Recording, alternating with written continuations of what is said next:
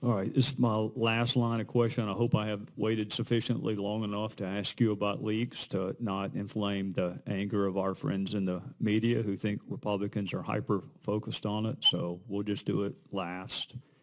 Some of your colleagues have testified that our surveillance programs are critical, vital, indispensable to our national security. Do you agree with their assessment? Speaking generally, yes, some of those programs are absolutely essential and vital to our national security. Do you agree that there is at least a tacit agreement between the American people and their government that they will allow us certain power, certain freedoms in exchange for safeguarding the privacy of the information collected? I think there is certainly an expectation that there would be a protection of privacy as the government carries out its responsibilities, yes. And you and I discussed some of those privacy protections even within the intelligence community as it relates to U.S. persons. And you've been very clear this morning. In fact, I've noted the times you've said U.S. persons. You could have inserted a name, but you did not. You had the discipline to say U.S. person. And that discipline is practiced throughout the intelligence community unless and until there is a request to unmask that U.S. person's name, correct? I would like to think that discipline is still exercised even if a request to unmask a name is made.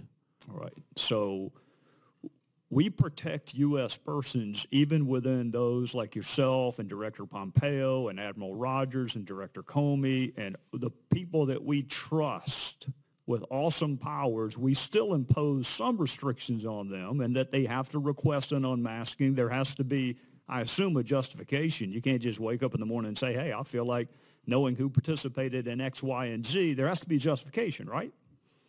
Yes. All right. So how do we get from that to names being on the front pages of certain major U.S. newspapers? It's an excellent question.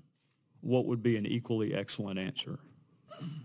That somebody violated their oath to protect classified information and violated that oath and shared that information in an unauthorized fashion with members of the media. Well, my friend from Washington, and he is my friend, I was impressed not only with his eloquence, but the conviction with which he just spoke.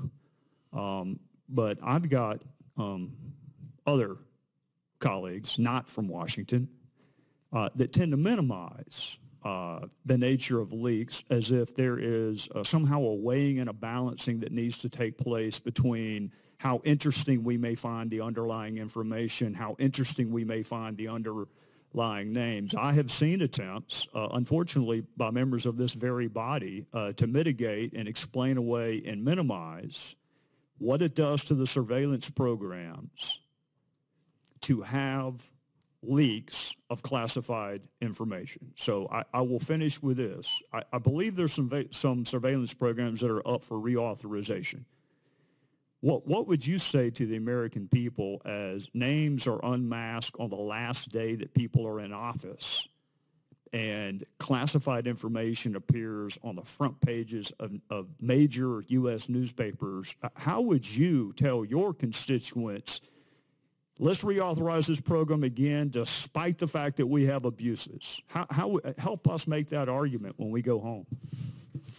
Mr. Gowdy, you and your colleagues here are going to have to make that argument based on the merits of the program and the importance of it to our national security, as well as trying to send a reassuring message to them that if there have been any abuses of the accesses to that information, either because of the number of people involved or those who were, in fact, violating their oath of office, that you and your colleagues will do everything possible to make sure you work with the executive branch to minimize and mitigate that danger and that prospect.